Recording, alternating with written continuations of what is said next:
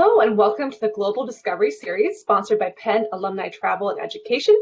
As we wait for more guests to join us, I encourage you to introduce yourself using the Q&A icon on the right side of your screen. Let us know who you are and where you're logging in from. I'm Emily LaRosa. I'm Assistant Director of Penn Alumni Travel and Education, and I'll be your host for today's session, The Divergent, Climate Futures of Jakarta and Amsterdam with Penn Professor Simon Richter. So again, if you're just now joining us, we're introducing ourselves using the Q&A icon on the right side of your screen. Let us know who you are and where you're logging in from. Welcome to Bernardo from Florida. Welcome. And welcome to our webinar. We'll get started in just a few minutes, promptly at noon. But while we wait for more guests to join us, I encourage you to introduce yourself using the Q&A icon there on the right side of your screen. Let us know who you are and where you're logging in from. Welcome to Bill from Fairfax, Virginia. So they could join us.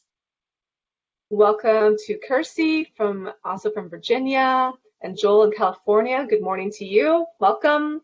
Welcome to Harrison, Massachusetts, and Meredith in Philadelphia. It's a beautiful day here in Philly. I really can't wait to get outside. So if you're on the East Coast, get outside and enjoy the sunshine. Welcome to Dawn from New York. Again, I'm Emily LaRosa. I'm Assistant Director of Penn Alumni Travel and Education. I'll be your host today. I'll give people just one more minute to join our webinar, and we're introducing ourselves using the Q&A icon on the right side of your screen. Hello to Lori from the Wharton Alumni Social Impact Club. Welcome.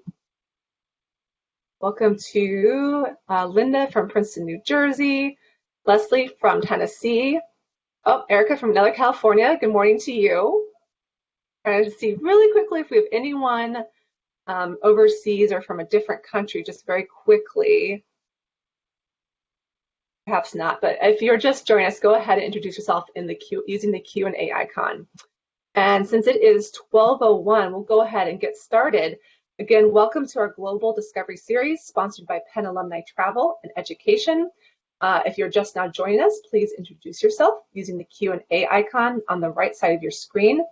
Let us know who you are and where you're logging in from. Again, I'm Emily LaRosa. I'm Assistant Director of Penn Alumni Travel and Education. I'll be your host for today's session, The Divergent Climate Futures of Jakarta and Amsterdam, with Penn Professor Simon Richter. While we're all staying safe at home this spring, this series will allow us to explore the world together virtually with Penn professors who will share their new and innovative research with us. And hopefully we can start doing more in-person things later this year. But at this time, this is a great way to see everyone on the screen. On your screen, you'll see a few of our upcoming programs. We have 2 Global Discovery webinars remaining this semester. The next one is on next Tuesday with Professor Amalia Dache, who will be speaking about Afro-Cubanismo and higher learning. And our last program is on May 12th with Professor James Pawlowski. We'll be discussing the positive humanities. So I hope you can join us for one or both programs. Before I introduce our featured speaker, let me quickly run through a few housekeeping tips as we prepare for today's session together. First, I encourage you to enter your questions throughout the webinar using the Q&A icon, which you're all doing so well already. We'll do the majority of our Q&A at the end of the session. But if you're experiencing technological difficulties or have questions about Penn alumni resources, we'll try to answer your question directly during the presentation. Please know that you will likely experience a delay during today's presentation as BlueJeans converts our live session into a stream. But we will see and respond to as many questions as we're able and look forward to interacting with you. So again, welcome to everyone who's introducing themselves. Michael from Massachusetts and Joel in California. Jay from Philadelphia, welcome so much. All right, so now at this time, it's my pleasure to introduce our featured speaker, Simon Richter. Bringing in his videos. Hi, Simon. Simon Richter is the class of 1942 endowed term professor of German. His research focuses on cultural aspects of climate resilience and water management, especially in Germany, Indonesia, the Netherlands, and the US. He was a member of an international design team for Water as Leverage in Semarang, Indonesia, and Resilience by Design in the metropolitan region of Amsterdam. At Penn, he was the instigator of the Penn 1.5-minute climate lectures and co-founder and director of Climate Week. He regularly teaches a popular course called Water Worlds, Cultural Responses to Sea Level Rise and Catastrophic Flooding. He twice accompanied Penn alumni on European river cruises. I love this addition, Simon. He asked that you let Emily know if you'd be interested in a Penn alumni tour to Indonesia. Hopefully someday, Simon. We'll see when this pandemic ends. But thank you so much for joining us today, and the platform is now yours. Okay, thank you very much, Emily. Yeah, I've been bothering Emily about going to Indonesia for a number of years now, and I figured that this would be a great opportunity. Wouldn't you rather be talking about Jakarta and Amsterdam while we are on our way to Borobudur or something like that? All right, I'm going to share my screen with you. I have a lot of slides to show you. You can imagine why. I've called this talk the Divergent Climate Futures of Jakarta and Amsterdam. Also, actually, the Randstad. The Randstad is that sort of conurbation rim along the Netherlands that includes major cities like Utrecht, Rotterdam, The Hague, and Amsterdam, and a lot of other cities in between. All right, that approximates the greater metropolitan Jakarta area, which is known as Jabodetabek, and we'll talk a little bit more about that later on. Now, why are we talking about these two cities? People, a lot of eyes are on these two cities, and for good reasons, but I think also for opposite or different reasons. People are looking at these cities because they're coastal cities, they're delta cities. That means they're built on alluvial soil, which is soft. They're dealing with subsidence and sea level rise at the same time, and accelerated sea level rise, which is likely to take place during the course of this century, is a mounting threat for both of these cities. But I think that people are looking at these cities for opposite reasons, in the sense that it is assumed that Jakarta may not make it, may fail, in fact, to defend itself successfully, and that the Netherlands, of course, is definitely going to succeed.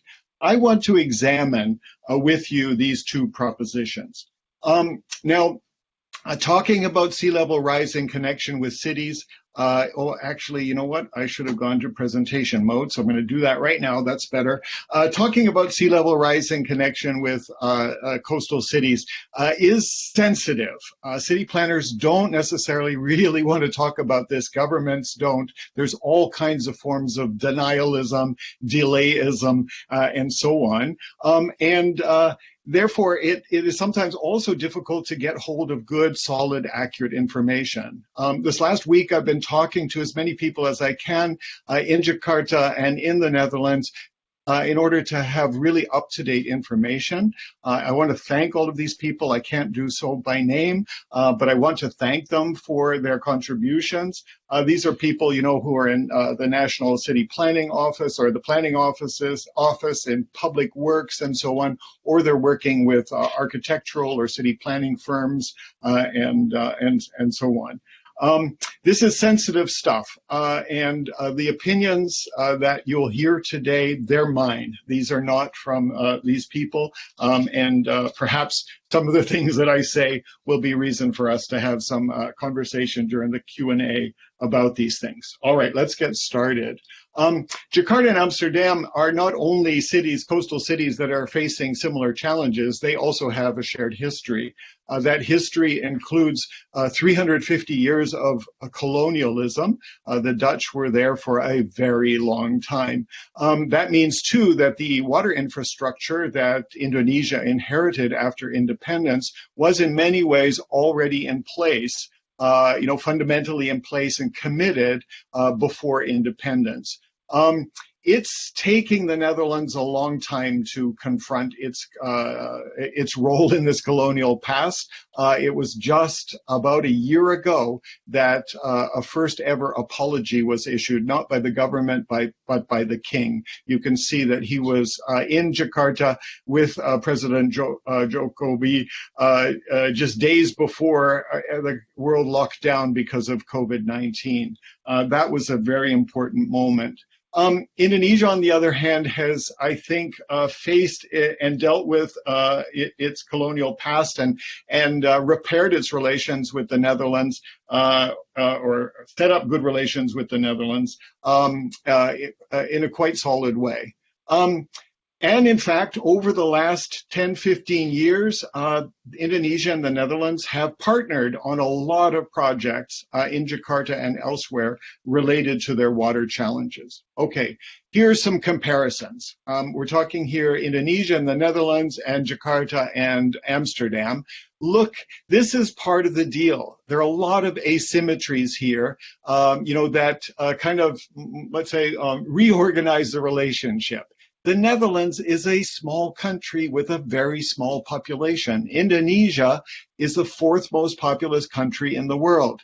That makes a difference when President Jokowi and the government of the Netherlands, Prime Minister Rutte, for instance, when they are face to face, that makes a difference. 270 million people.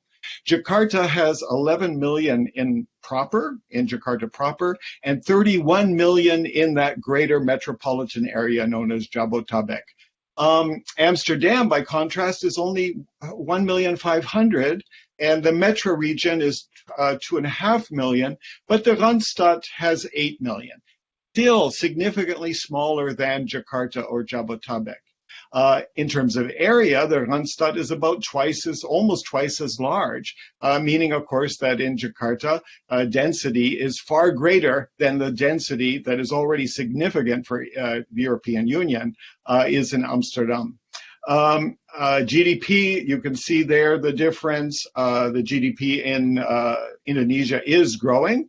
And then finally, we also have the carbon footprint of these countries. You'll notice that Indonesia, of course, has a larger total CO2 emissions, but it's only about, 3 times the amount that the Netherlands puts out, and that for a population that is 15 times greater than the Netherlands.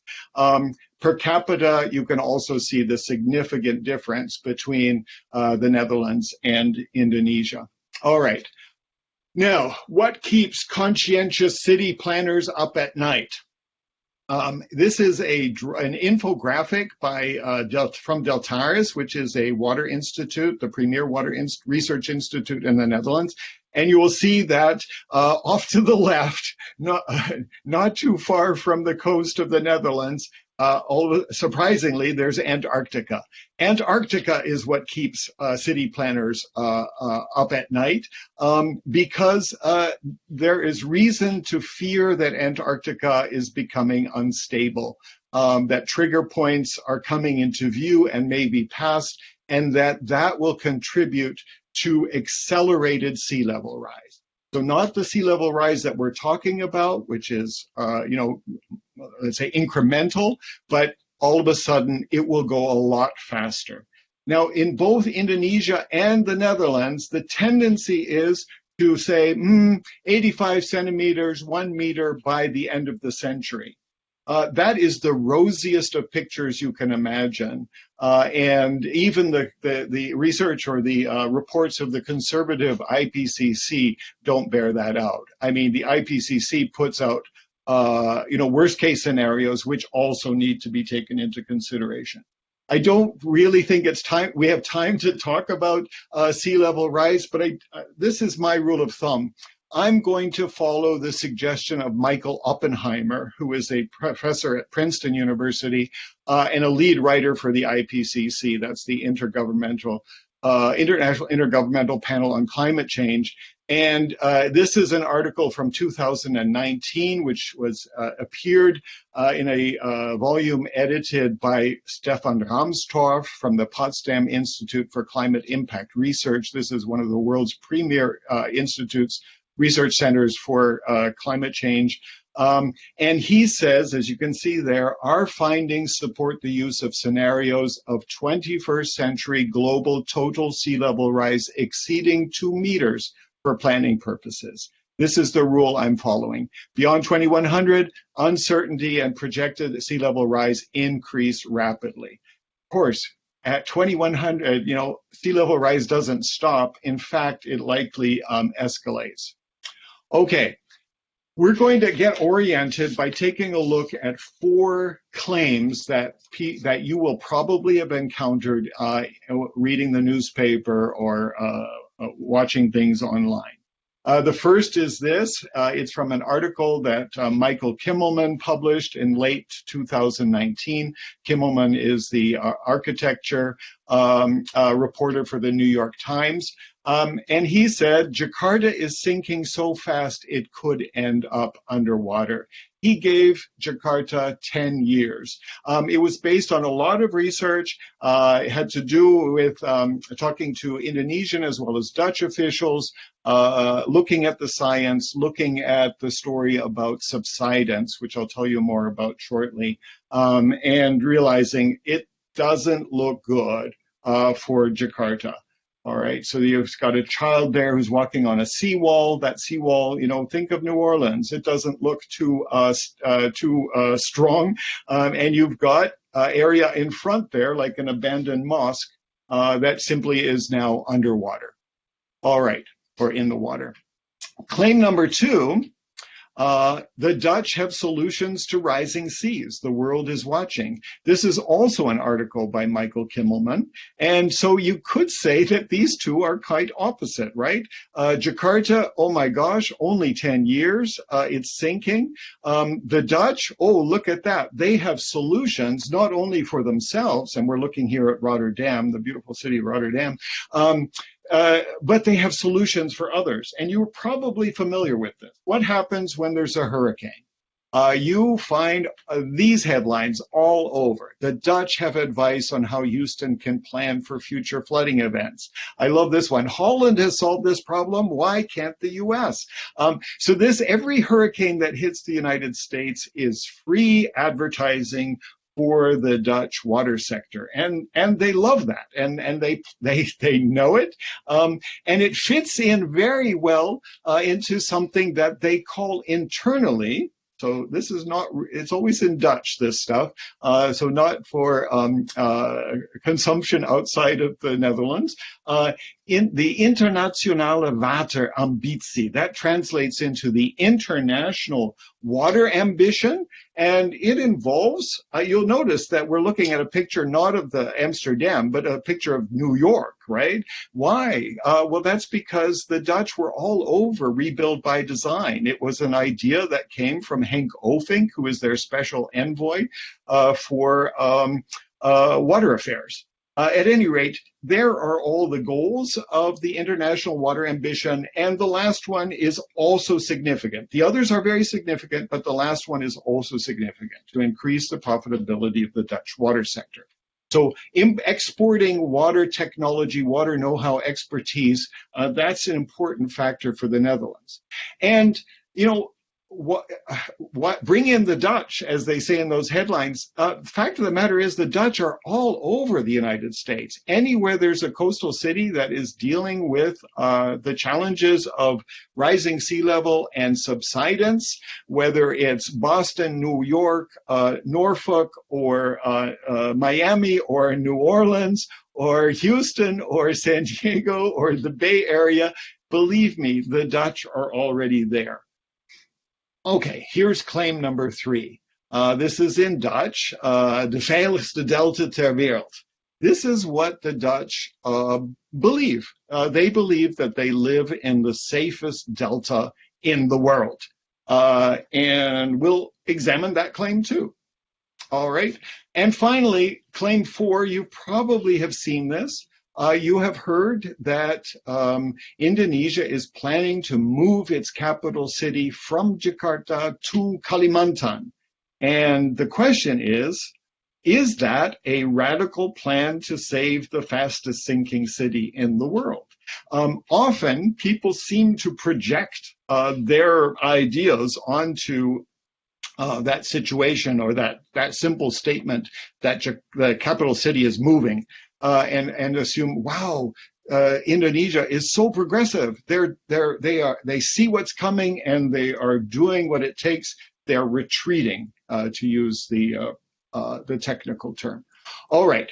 So here are the claims to be examined. Jakarta is probably one of the most urgently threatened conurbations in the world. The Randstad is located in the safest delta in the world. So in that sense, these are posed as opposites. The Dutch have a toolbox of sea level rise solutions that could save the coastal cities of the world. Moving the capital city to Kalimantan is a way to save the city. And this is my claim, the climate futures of Jakarta and the Randstad are probably less divergent than we think. Okay, let's start with Jakarta and Jabotabek. Now you'll understand why it's called Jabotabek. Jakarta is this area that is encircled by red. This is Tangerang, that's Bogor, and here's Bekasi, and you put the first syllable of all of these together and you get Jabotabek, and that is this, this greater Jakarta metropolitan region. Why does Jakarta flood so much? It does. It floods so much. There was just lots of flooding in January. There's so many reasons. Water reservoirs are dysfunctional. There's garbage that plugs up drainage. There is so much building going on, and green space is being reduced, and therefore there's not much absorption of soil absorption is reduced as well. There's lots of runoff. There are landslides. The water comes down here and here. This on the sort of the plain, the river plain. This is subsiding. This area is subsiding, and it's subsiding very, very fast. Several decades, it subsided almost over 4 meters, and now it is subsiding in some areas as much as 25 centimeters a year annually. So that's 1 meter in every 4 years. That's not in all of the area, but it does affect a lot of people. We're talking probably in the neighborhood of 5 million people who are steadily subsiding. Why? There are a number of reasons, but the one that is most in human control is groundwater extraction. Only some less than 50% of Jakartans are hooked up to the public water supply, the piped water, because that infrastructure isn't there for the rest. And so companies, hotels, government, people who can afford it, put in wells, and they bring up their water from deeper in the ground. That causes subsidence. So the heavy, heavy buildings that are on there sink as the water is extracted.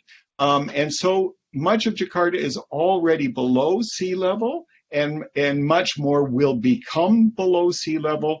That's where the problem is. Okay, I want to give you a sense of what it is like to live as precariously as that.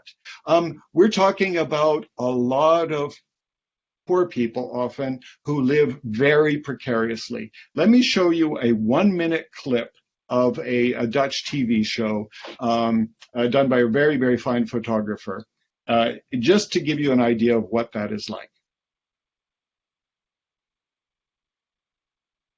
So this is a fishing village, a little kampong. This is regular flooding. This is not because it rained. This is tidal flooding. So it has subsided to the point that there's almost always water there. He's not building trying to keep water out. He's just building a path to walk on. This is normal daily life for this family. This is inside her home. You can see that's her kitchen. There's the bedroom. The refrigerator is raised. But we're going to meet her in just a moment. I'm sorry that you can't hear this, but that's just I guess it's okay. She's speaking Bahasa Indonesia, and the subtitles are in Dutch. That's the photographer. They've lived there since 1990. She says the water is high right now, but it's not as high as it gets. More often it is as up to 60 centimeters high on the wall. And so right now it's lower, probably only about 25 centimeters. She says that when she came there with her father, with her parents, he was a fisherman, He now asks, was the water as high back then? And she says, no, never. It was never that high. And they've raised their home several times, as you can see, but it keeps on going underwater. And then she says, we would really like to be protected from the flooding. All right. Good. So that's a really big problem, and that needed a solution. And Indonesia came up with a solution working together with the Dutch. It was called the National Capital Integrated Coastal Development, or the NCICD. That was in 2014. You may be familiar with this. Oh, sorry, I'm one slide ahead of myself there. This is the situation that the joint Dutch-Indonesian report presented the Indonesian government with.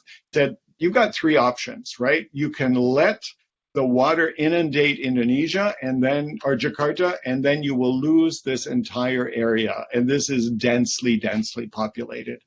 Alternatively, you could build a seawall along the coast, and then because you're sinking, you will have to pump the river water up and out into the Bay of Java. That's what the Dutch do for the most part.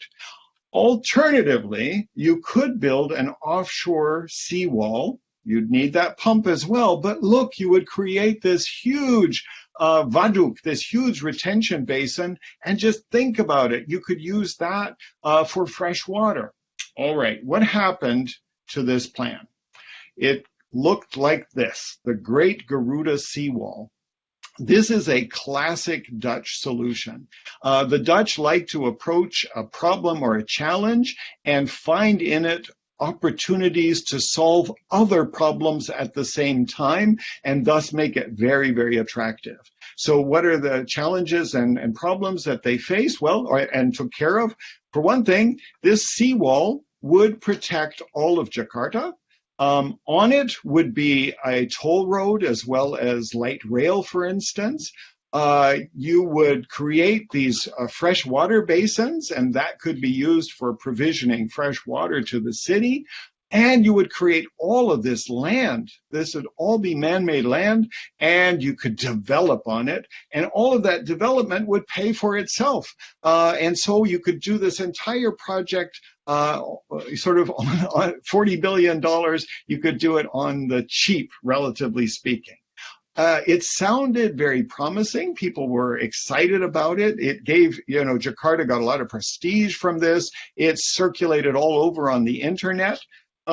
But there were some problems. There were some issues. A Dutch NGO called Both Ends, and then SOMO, working together with Jakartan NGOs as well, pointed out that there were a whole lot of social justice issues because this project involved moving lots and lots of people, displacing lots and lots of people, cutting the fisher villages, for instance, off from the bay and from their livelihood.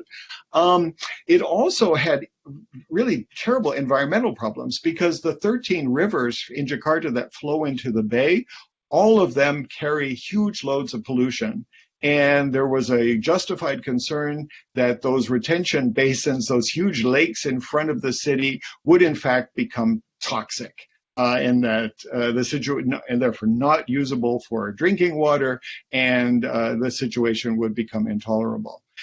What is also interesting is that one of the Dutch consultants, a very prominent consultant, Jan-Jaap Brinkman, admitted that the cheapest and easiest solution for Jakarta is to stop the sinking.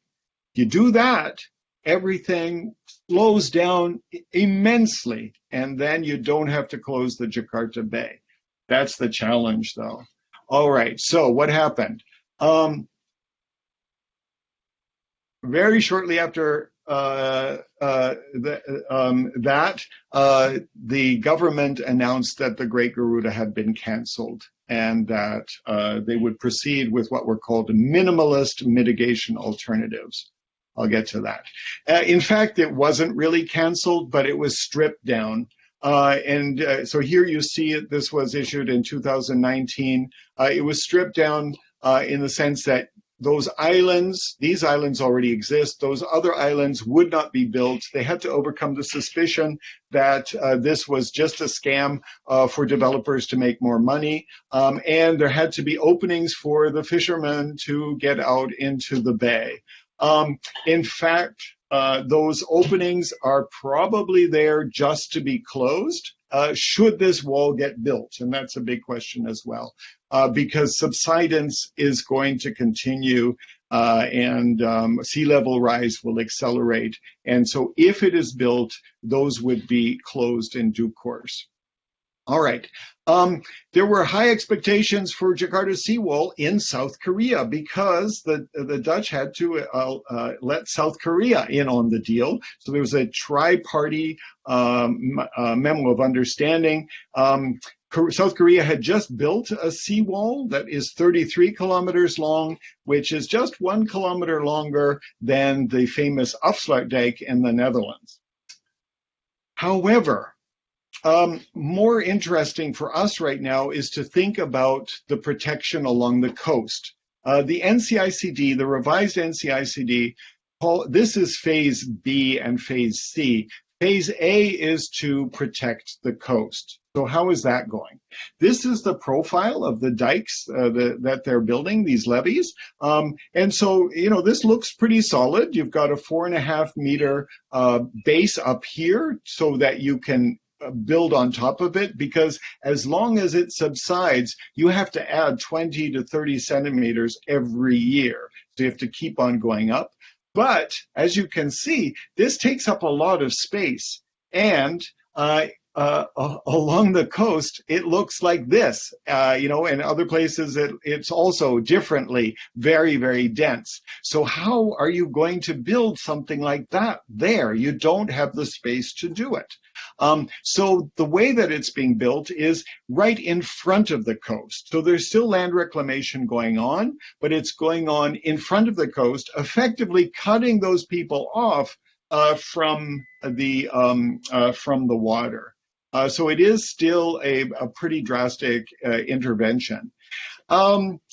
The building is going very slowly. I think something like it has to be between 45 and 50 kilometers of dike is required, or levee is required, and only around 12 have been built so far, and funds have been cut, and because of COVID, it's been put on hold.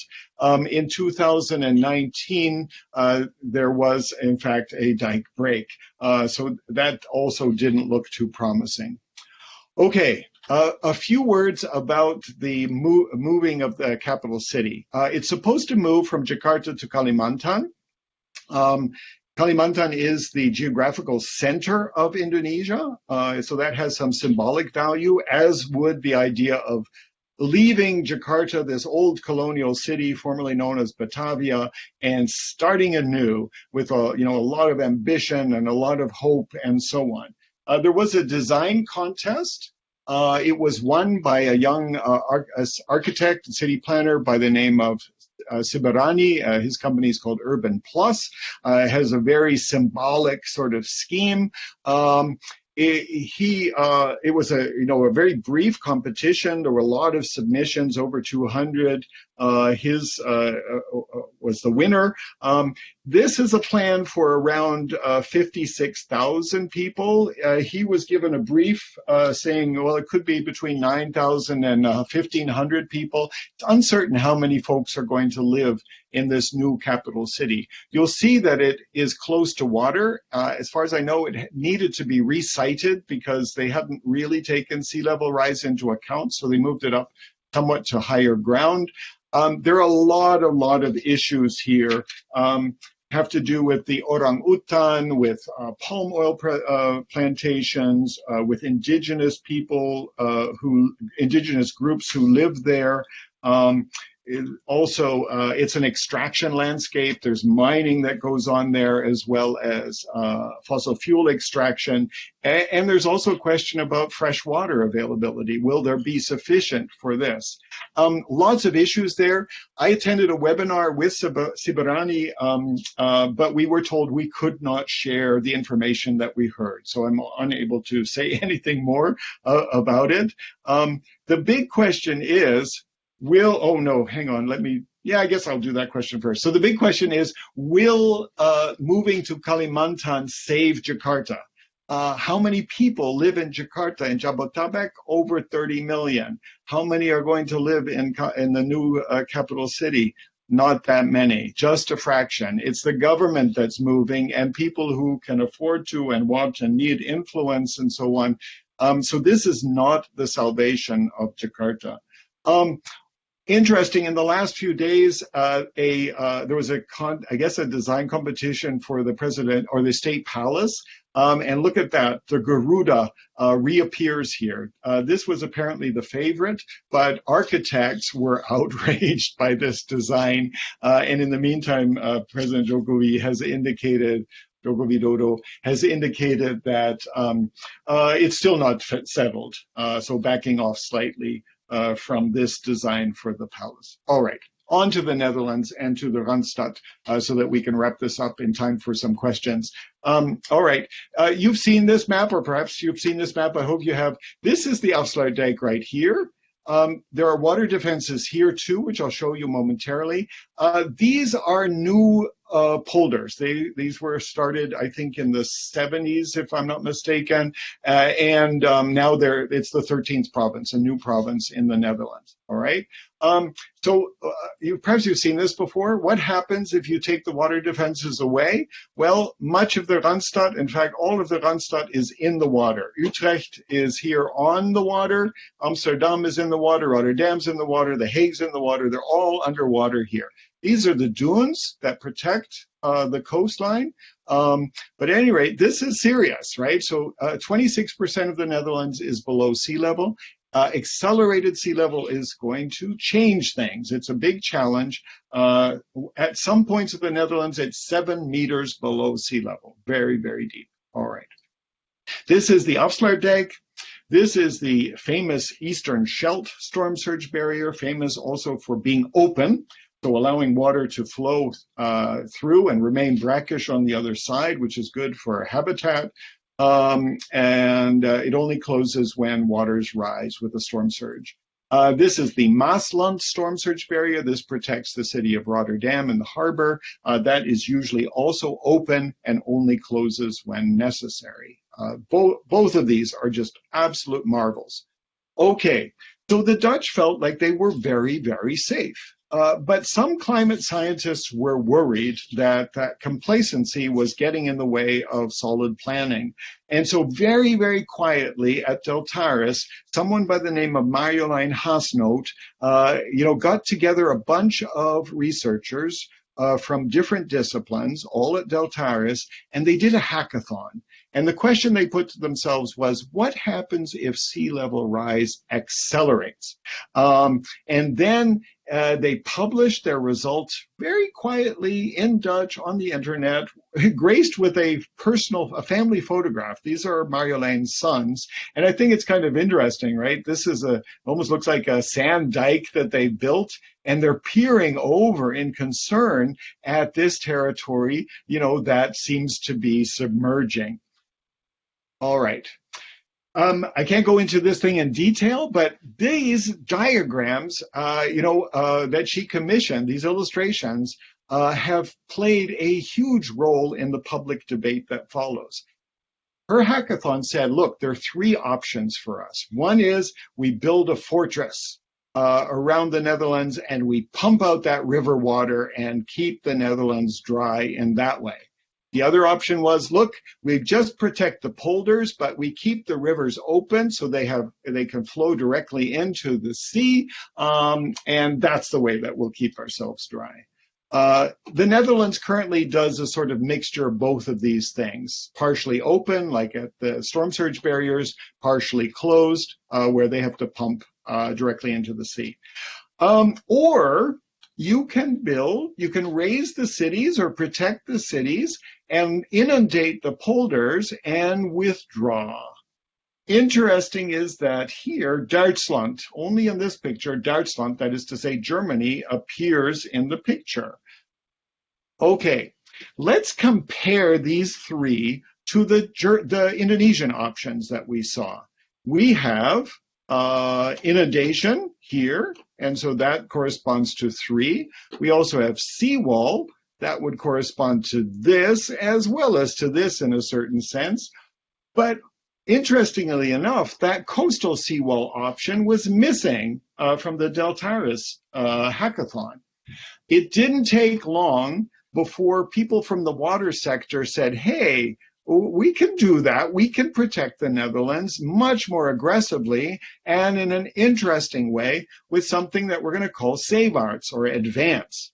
You see that the options now are 4, and they are much more, let's say, visually appealing. They look official and so on. But we need to take a closer look at save arts here for a moment. So save arts, involves like an airport built on one of these islands. These are barrier islands that would be artificial and built. You would have large pumps. You would create these retention basins. You would have housing units on here. If you're thinking, that looks a lot like the Great Garuda or the NCICD, you're not wrong.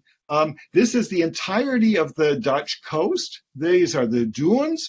So this would be a very, very significant intervention on the part of the Netherlands. This is not official yet. This is just an option that is presented. But it was presented to the Dutch public, and interestingly, the Dutch respond very positively when they see this picture. It just fits their character, this so-called struggle against the water, the hustle and bustle, the can-do spirit of advance, that just appeals to them. This is Marjolein on the left during a TV show in which this guy has just said, there's something about this picture I just really, really like. Okay, when it comes to accommodate or meebewegen, the Dutch say, no, I don't think so. That is a vision that they find very, very unappealing. They think it looks like disaster, but in fact, this would be a process that would take a long time. It would happen over a course of decades, because the defense works will hold easily till 2050. It's for beyond that we're concerned.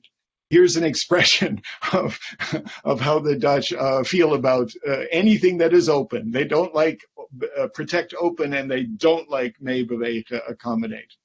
So what would seawards advance look like? Well, there are plans out there. One of them is known as the Hague Zeedijk, and you can see it's more or less the same thing, building these artificial barriers, creating these retention basins, pumping the water out, and developing on top of them. I'm not quite sure what happened there. Okay, let's do this one. Now, of course, the Netherlands sea level rise doesn't stop at the Dutch border. It continues. And so Hague Zeedijk is thinking already, oh gosh, we got to involve the Belgians, the French, the Germans, and the Danes, and probably even the Swedes and the Norse in order to pull this off. So that is an ambitious plan. It would be environmentally quite destructive. One wonders whether it's really feasible or not, and would it keep pace? Could it keep pace with sea level rise? A climate scientist in the Netherlands said, listen, I'm going to show people just how crazy this is, and wouldn't they prefer to mitigate, that is to reduce carbon dioxide and keep sea level rise to a minimum, as opposed to the opposite. And he said, look, it is economically feasible and technologically feasible to build something that we will call the Northern European Enclosure Dam, and it would protect all of this area. The North Sea would become fresh water. The Baltic Sea would become fresh water. All of this would be protected, but we'd have to run it from France to the tip of England, from Scotland to Norway. A crazy, crazy idea. But strangely enough, people think, that kind of makes sense. It doesn't make sense. It's really nuts. It would be much, much better to keep sea level rise to a minimum. All right, what does meebewegen look like? This was the news. This is when it first became public, that is to say, accelerated sea level rise. The headline says, accelerated sea level rise is a greater problem than we think, and the Netherlands has no plan B. Not true. Lola Landscape, which is a landscape firm in Rotterdam, said, we have a plan B. Look, this is it. You're looking at it right here. It would involve a shift of the inhabitants of the lower parts of the country to the east. That's a big deal, but it would happen over time. There would also be lots and lots of floating. You would protect your big urban centers like Amsterdam and Rotterdam, and you'd have lots of floating agriculture, floating housing, floating this, that, and the other. The Dutch are already floating a lot. This is a floating dairy in Rotterdam with a milk bottle-shaped solar panel array. That's me with Sustainability. Sustainability is a cow that some students and I sponsored that lives on that floating dairy. This is a floating community in Amsterdam called Schoon Schip. We recently had a world conference on floating called Paving the Waves. And this group, Blue 21, this is not a seawall. This, in fact, is a floating operation with a floating smart city, a floating airport, a floating rapid transit, etc. So floating is another way to go. And anyway, so how did our claims hold up? Jakarta is probably one of the most urgently threatened conurbations in the world. The Randstad is located in the safest delta in the world for the time being. After 2050, it's a gamble. The Dutch do have a toolbox of sea level rise solutions that coastal cities with means, because it's expensive, may consider, but planned and equitable relocation may be the better and wiser solution. Moving the capital city to Kalimantan will not save Jakarta. The climate futures of Jakarta and the Randstad are indeed less divergent than we thought. In fact, in many ways, they're alike. How? Both Jakarta and the Netherlands are subject to extreme weather, flash floods, and river flooding. Both Jakarta and the Netherlands are reinforcing and increasing the height of their dikes and seawalls. The Dutch are increasing them to deal with 1.5 meters of sea level rise. Jakarta is turning itself into a version of the Randstad through polderization. So they're creating polders all along the northern coast. So these would all be equipped with a pump. They would maintain an artificial water table and pump the water to higher levels and eventually out into the sea. And here you see all of the polders in the Netherlands. There are so many polders there. And for its part, the Randstad seems irresistibly drawn to the idea of building a Dutch equivalent to the NCICD, a Dutch Great Garuda, so to speak. The Garuda and the government took flight from Jakarta and landed in Kalimantan. This won't save Jakarta and doesn't bode well for Kalimantan. What will is finding a way to safely and fairly relocate some 5 million people. Likewise, the Dutch should seriously consider setting a ministry afloat in the Randstad and moving another to the east, and they should start planning to move circa 5 million people to the east. That is not an easy thing to say. All of these opinions are quite unpopular. I mean, how do you tell 5 million people who live in what they consider the safest delta in the world that they may eventually need to move? All right. There we go. Terima kasih. That's thank you in Bahasa. And dank u wel. And those are speculaas cookies made according to a Dutch recipe in an Indonesian cafe in Semarang using authentic Indonesian ingredients. Absolutely delicious. And I wish that I could be there with you to enjoy it. And I will stop there. Thank you so much, Simon. That was terrific. A really important, really difficult subject, but one that obviously needs to be spoken about. Reminder to our guests, if you have questions and haven't yet submitted them via the Q&A icon, you can do that now, and we'll go ahead and dive in because We have about 12 minutes left to do some questions here. I know people have so many things to ask you. I will start with Frederick, who just sent in a question about the dikes and the pumps that we were just talking about. So we'll start there. He asked, what is the source of energy for the proposed pumping stations? And what is the climate impact from the energy that would be used to pump the water? Yeah, great, Frederick. You put your finger on a problem. So Marjolein Hasnoot and her team point this out as well. The carbon footprint simply from having to upgrade the pumps, the capacity, and all the fossil fuel energy that would be required makes this also an untenable solution. Yeah, and the Dutch, as you probably know, are not doing great in the energy transition. In the European Union, they're at the bottom as far as how much progress they've made, which is to say very little. And what little they're making is probably because there's this wonderful organization known as Urgent Agenda, that has sued the Dutch government and won at the Supreme Court level, forcing the Dutch government to be more ambitious in reducing its carbon emissions. Great, thanks. There are so many people who have been asking about the U.S., a bit of a tangential subject, but one that's on the top of many minds. Yeah. So Ethel and Thomas, many of you have asked, what's the plan to protect the U.S. waterfronts? If you don't consider it satisfactory, what do you recommend? Where are we going here in this country? Right. Yeah. I think it's you'll realize, of course, that there's not one plan for the entirety of the United States coast. It really depends on the geology. For instance, are we talking delta? And is it soft soil or is it limestone, as it is in Miami, and so on? So there is a variety of solutions. Cities are trying to find, that sweet spot between hard infrastructure and soft infrastructure. Cities are actively working on this, believe me. If you live on a coastal city, you probably know that. There are resilience officers. They are working with academics. They're working with the Netherlands. They're working with other experts as well. There's a lot of work going on. It's also a climate justice or environmental justice question because, some can afford to move, some can't. Some cities can afford to put in hard infrastructure, and then, but it happens only to protect wealthier neighborhoods and not the others, etc. Who moves? Why do they move? How do they move? Where do they move to? There are lots of questions, but what is encouraging, I think, is that the debate, the conversation, the discussions are ongoing and people can be involved.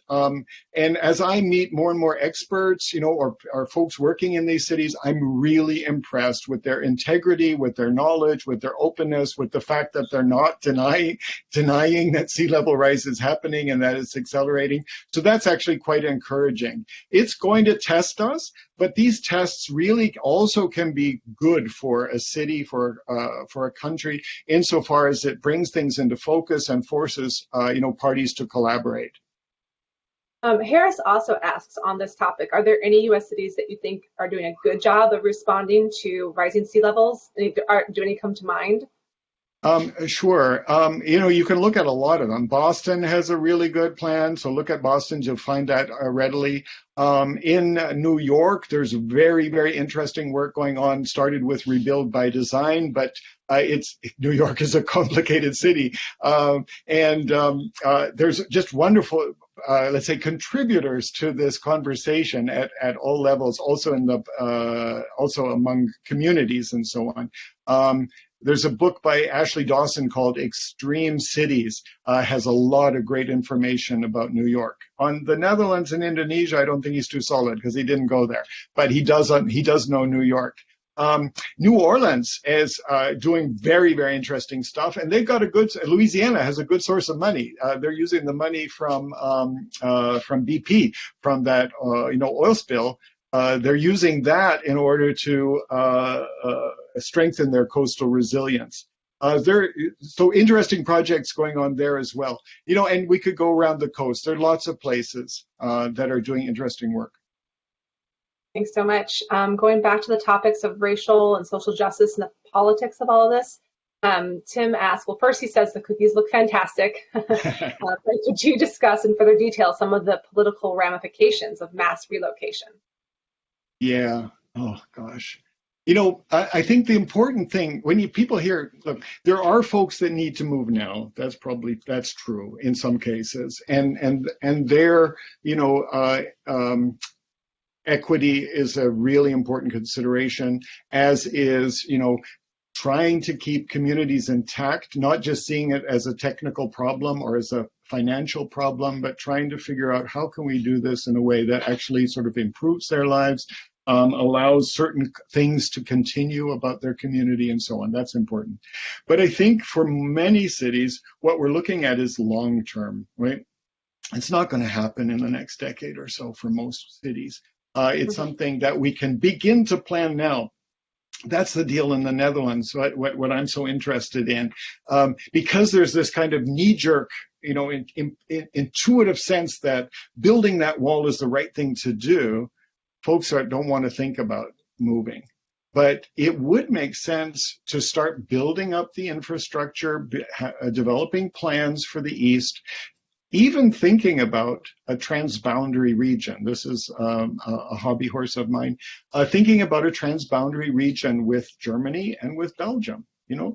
Getting way ahead of the game, realizing that in many countries, or some coastal countries, where their strip of land is relatively thin, that when it comes to retreat, pushing up against a border and finding a really tall wall there, that's not a good solution, especially if these are densely populated areas. Think of Bangladesh, for instance, Vietnam, and so on, and the Netherlands for that matter, right? And so working out a way, that you can think about, how can we sort of massage that border so that we think of creating a transboundary region where people can flourish with an eye to many decades from now, but begin to do it now. The Dutch want to build 1 million housing units in the next 10 years. It's 100,000 every year. If they just do it the way that the trends are, they'll build many of them below sea level. That's not smart. It would be much smarter to link that building program with sea level rise adaptation. Thanks. Getting back to Jakarta, Bing Yu Chu, who is actually a PhD city planning student at Penn, asks, will Jakarta scale back its metro system construction, since the first line was opened in 2019, because of the plan to move the capital city? Are they changing their plans for infrastructure in the case that they have to move or things dramatically get worse? Yeah, I don't have a lot of detail on that. What I am hearing from the people I'm talking to is that the focus is all on Kalimantan and the new Ibu Kota, the new capital city. And that serves as a distraction, but it's also rechanneling funds. So funds are going there. That project in Kalimantan, that's ongoing. They're aiming, to break ground, I think, in 2024. And the funding for the coastal and river, water projects is on hold. Nothing happening there. And then the other infrastructure projects as well. That is certainly an issue. Jakarta, in my reading, the move to Kalimantan is going to leave Jakarta in a weaker position. All right, well, thank you so much. We have time for maybe one more question here. This comes from Jay, and he asks, is it important that interest groups come together, at least in a democratic society? Other forms of government may ultimately be more adaptable to SLR through forced retreat, but to the detriment of social justice. Right. Yeah, sure. I mean, we see in connection with other phenomena, we see it's not massive retreat, but it's massive dislocation. So for instance, when you put in a huge hydro dam, people live upstream of the river, that part that's going to be flooded to create that huge reservoir, and they're moved. So this, I think, regardless of the system, it has to be approached with an eye to equity. And you will encounter, according to a system, different forms of inequity, but those need to be addressed for sure. Right. Well, I wish we had more time to get to all of these I do great too. questions. But I have to thank you so much for joining us today, Simon. We will send out the link to the recording of this program after we're done, as well as some links that Simon shared with us about this, so you can research it more on your own. So again, thank you for joining us today, and thanks to all of our participants. I hope you enjoyed today's session as much as I did. If you'd like to review any parts of today's webinar or share it with a friend, again, we will send you the recording in an email, and it'll also be available on our website within 1 week. I hope you will all join us for the next Global Discovery webinar this next week with Penn Professor Malia Dache, entitled Afro-Cubanismo and Higher Learning. Register for this program or any of our Global Discovery Series webinars. You can visit www.alumni.upenn.edu/Global Discovery Series. And lastly, please take a moment to complete the short survey that launches at the end of this session. Your feedback helps shape future programming. Again, thanks for joining us, and we'll see you next time.